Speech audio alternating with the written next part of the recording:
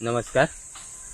लग्न सराईच्या निमित्तानं गावाकडे आलो होतो आणि गावाकडे आल्यानंतर तिची आणि माझी भेट होणं आता एक निव्वळ योगायोग नसून ते वेगळंच काहीतरी आहे. असंच दरवेळेसप्रमाणे यावेळी ती अचानक समोर आली आणि ती अचानक समोर आल्यानंतर माझी जी मनस्थिती होती, माझी जी अवस्था होती, ती माझी अवस्था या कवितेच्या माध्यमातून मी आपल्या समोर मांडतोय. तर असं लिहिलंय की ती माझ्या समोर होती पण पहिल्यासारखी जवळ नव्हती. ती माझ्या समोर होती पण पहिल्यासारखी जवळ नव्हती. डोळे भेटत होते आमचे एकमेकांना पण आता त्यात पहिल्यासारखी आपुलकी नव्हती. माझे हात थरथरत होते. ती मात्र शांत उभी होती. जणू अगोदरच तिने निरोपाशी मैत्री केली होती. मी बोलायचं खूप काही ठरवलं पण शब्दच ओठावरती येईना. मी बोलायचं खूप काही ठरवलं पण शब्दच ओठावरती येईना. आणि हे नातं तुटताना दुसरं कोणतं कारणच लागेना.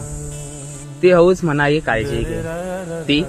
ती हळूच म्हणाली काळजी घे आणि माझं मन तिथेच थांबलं. ती हळूच म्हणाली काळजी घे आणि माझं मन तिथेच थांबलं. आणि त्या दोन शब्दात माझं संपूर्ण आयुष्य बदललं. त्या दोन शब्दात माझं संपूर्ण आयुष्य बदललं. ना राग होता ना भांडण ना प्रेमाची कबुली झाली. ना राग होता ना भांडण ना प्रेमाची कबुली झाली. फक्त सवयींची सवय त्या क्षणी संपून गेली.